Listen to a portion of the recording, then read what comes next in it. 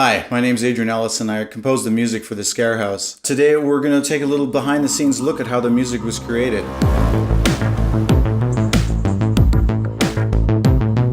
I'm always looking for unique ways to design a score that will be part of the fabric of the actual film itself. And one of the great opportunities working with Scarehouse was that I was actually able to visit the production space during filming. There was a lot of really cool stuff that I found there that I actually ended up recording and using in the finished score. So without further ado, please enjoy the behind the scenes on the making of the Scarehouse score.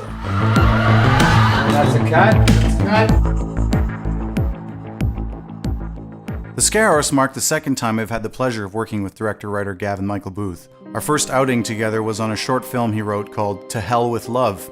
The score for that was a blend of guitar, strings, synth ambiances, and sound design. We developed a convention of threading an old song playing on the radio into the score itself. It created a really unsettling feeling and really bound the scenes and the score together. Was it like a dream? No.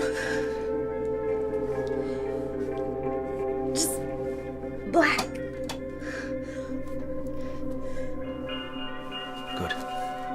Very good. With the score of the Scarehouse, we expanded on this idea of incorporating found sounds even further. When Gavin showed me photos of the space they would be shooting the bulk of the film in, I got excited because I saw the potential for a lot of really interesting sound experimentation.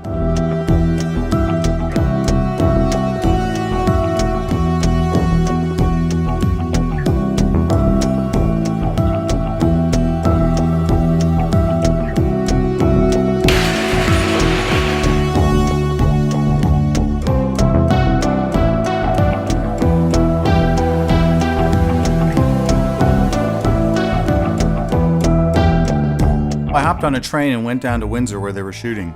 Once I got there, they'd already switched to overnight shoots because of a construction crew that was working during the day. That basically meant I had an entire day in the haunted attraction set in order to record all the things I wanted to do. It was the middle of August, it was absolutely boiling, and there was no AC or ventilation in this building. It was real torture being in it. And it was also really creepy. I mean, I was walking around these spaces all by myself. Some of the things they had set up there were really just intended to give you the creeps. The massive haunted attraction offered both a plethora of cool junk to record and spaces to record in. An old multi-unit mailbox offered a great alternative to a snare drum.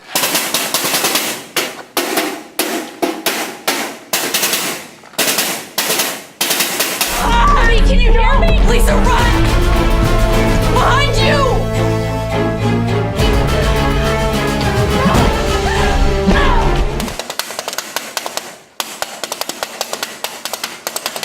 This old clawfoot bathtub sounded pretty cool on its own, but once I started processing the sound, the stretched and reverb-drenched results are haunting.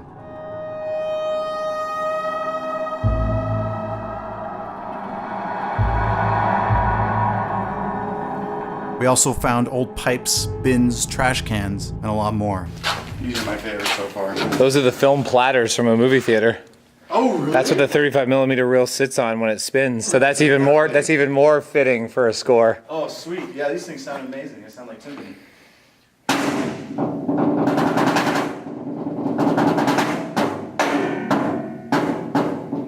I spent a sweaty day inside the creepy building, collecting every imaginable sound. You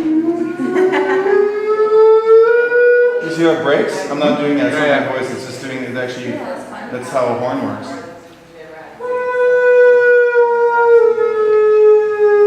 So that scene where we need the elephants mating. Sounds like Dory talking about. In the basement was an old swimming pool that had been partly boarded over. This old tile room had its own special reverberating sound, and I thought it would be fun to try some vocal experiments with the two leads, Sarah Booth and Kimberly-Sue Murray. I didn't have a specific plan, but just a bunch of ideas. We did vocal swoops and dives. From lowest note to highest note over. 1, 2, 3, 4.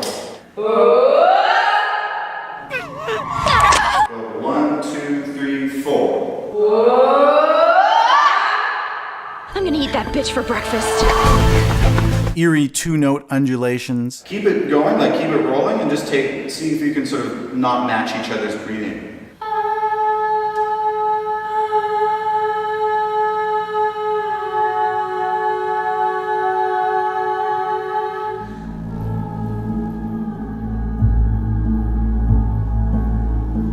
Whispers. and finally animal-like howls, screams, and wails.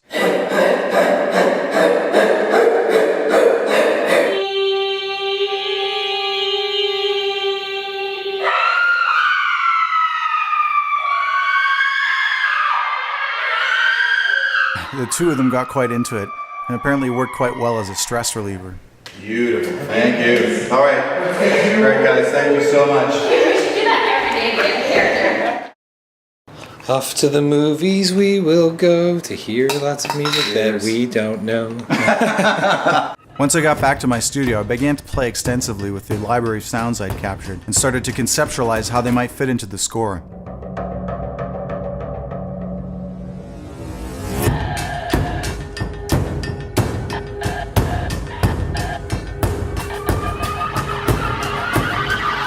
I also had an old upright piano that I'd prepared and basically used for sonic experimentations and other torture. I'm just going to take the action out of it so we can access the naked strings. Ooh, naked. I played the naked strings with mallets and drumsticks.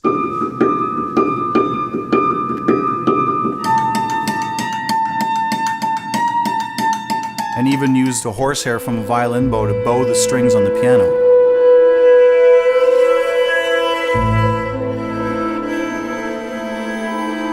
Gavin and Sarah even got into the action and helped play some of the eerie sounds you hear in the film.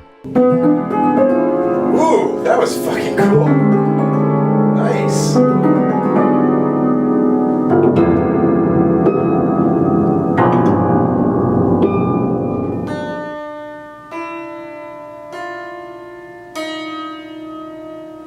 And I trust in the Lord our God. Holy shit. Just such tragedy. How long has she been here? Tragedy, yeah. 5 days? Fuck off. All the sounds I created ended up getting blended in with the other elements of the score.